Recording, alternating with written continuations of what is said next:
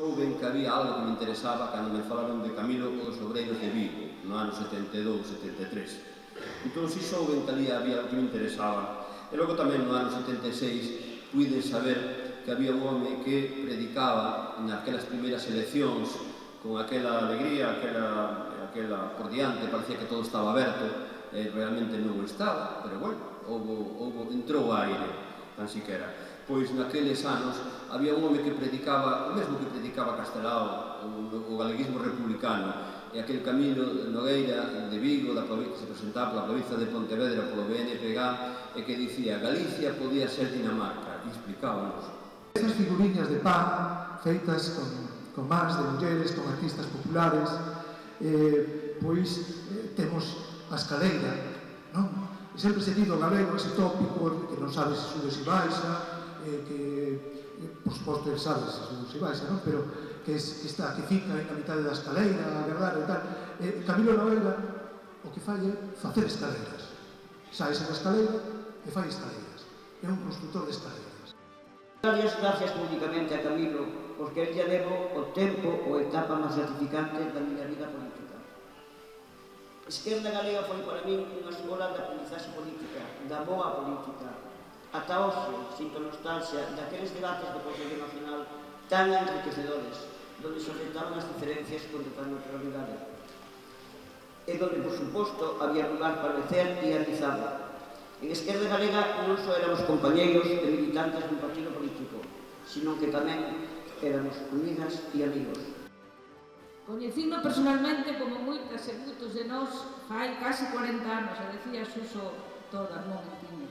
Estaba nacendo un novo proxecto no que había unha serie de xente maravillosa e que encabezaba Camilo Nogueira. Era o Poga. Logo fomos comendo camiños diferentes.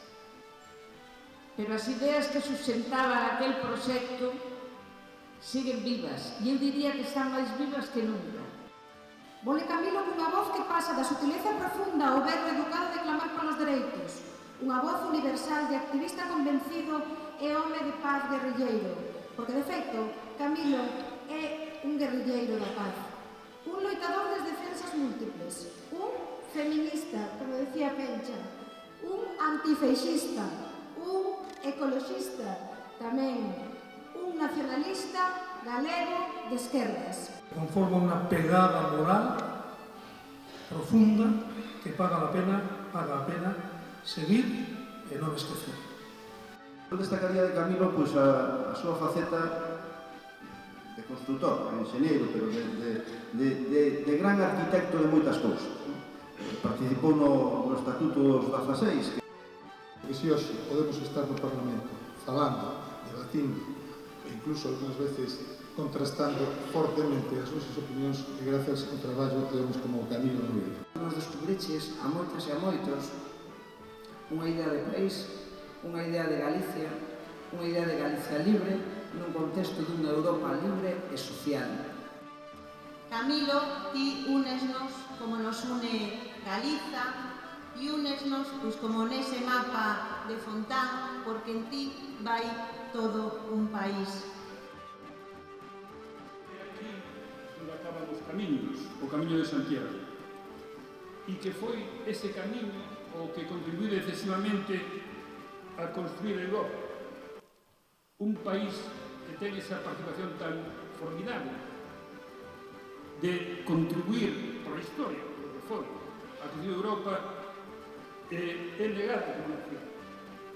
Pensade que os camiños iban de Noruega a Moscú e Bizancio, de Italia a Xermania, as Illas Británicas, a Francia, atravesando os Pirineus e o macizo alaico-luriense. Curiosamente, esa denominación dunha realidade material desapareceu da comunicación, contribuíron, repito, a construir a propia idea de Europa. E creo que debemos tamén pensar en el futuro para mí, e espero que logremos o que todos aceptamos, pensando que o noso lugar no mundo, non concreto de Galicia, en xeral, pero é justamente a Unión Europea.